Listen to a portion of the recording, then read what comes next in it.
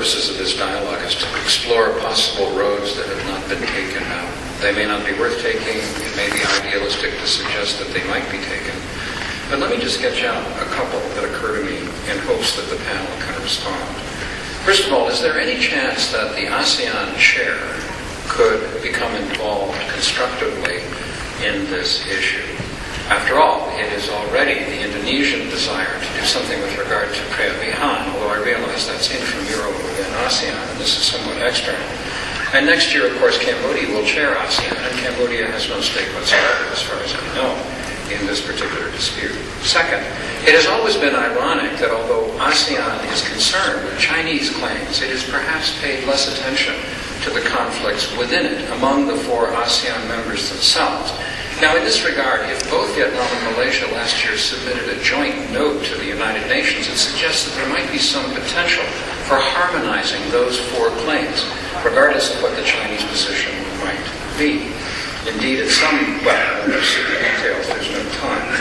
And last, but by no means least, would it be too unilateralist if, in fact, the 4 claimant countries inside ASEAN went ahead to transform the DOC into a COC and then invite China to sign on? Would that be considered a hostile act? Is it inconceivable? Or could it move the process forward the way the TAC, after all, was initially a Southeast Asian initiative and then others were allowed to sign? Thank you very much. With another set of very solid practical proposals there, including cooperation amongst the 4 ASEAN states. Brigadier Barry. Thank you, John. Could I start by congratulating the states on the significant reduction of piracy in the Malacca region?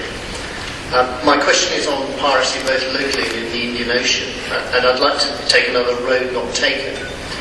But the Indian Ocean experience shows that there's well-established international best practice to help vessels protect themselves from piracy, and the majority of attacks now are on vessels that are not implementing that best practice. Is there a greater role, both for national authorities and the maritime insurance industry, in incentivising best practice? Is it Mr. Fellygood?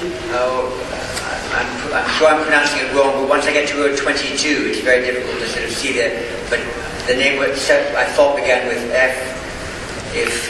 If not, those near the back can raise their hand again if they want to. But in any case, Mr. Wang, then. Thank you. Just now, Professor Jia mentioned about the China, Philippines, Vietnam's joint seismic exploration in the South China Sea. And my question is related to this, but I would like the 3 distinguished speakers to make it more clear about what are your views on the joint development of the South China Sea with China. Thank you. Admiral Kanadu from Japan. Thank you, John. My question is to all the ministers and Secretary of Defense.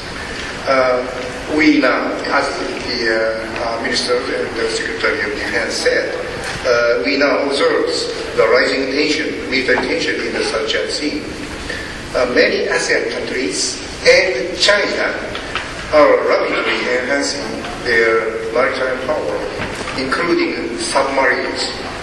So there emerges, I believe, the needs for establishing some preventing method to avoid unnecessary coincidental accident at sea, specifically submerged submarine routine activities. So how do you think to secure safety of navigation of submerged submarine of the regional countries in the South China Sea? Thank you. Last question, and then we'll go back to panel for 5 or 6 minutes each, whatever they think necessary to answer these specific questions. From you, sir, yes, if you could give us your name and then go ahead. Thank you. Thank you, Chairman. I'm Kenneth Wang, also come from Taiwan. Just one of my colleagues said Taiwan also, Republic China, also consider itself as a claimant of Spratly Island in the South China Sea area. But so far, regarding the official meeting in solving this issue, Taiwan haven't been invited or given more opportunity to participate in solving this issue. Not just like the Shangri-La Dialogue, we have the opportunity to participate, but the more official meeting. My question want to address the distinguished representative on the tables. That do you think there's any possibility will give Taiwan a more fair opportunity or more opportunity to participate in any official organization in solve this issue? Thank you. Thank you very much. Well, those were a very detailed and rich set of questions with very specific recommendations made that requires a near-instant response from the ministers. So could I just take them in order? Minister Hamadi, then Minister Tam, then Secretary Guzman, and I might give Minister of Vietnam a minute more since perhaps he got 2 or 3 more specific questions to him. Minister Hamadi first. Thank you, Dr. Chipman.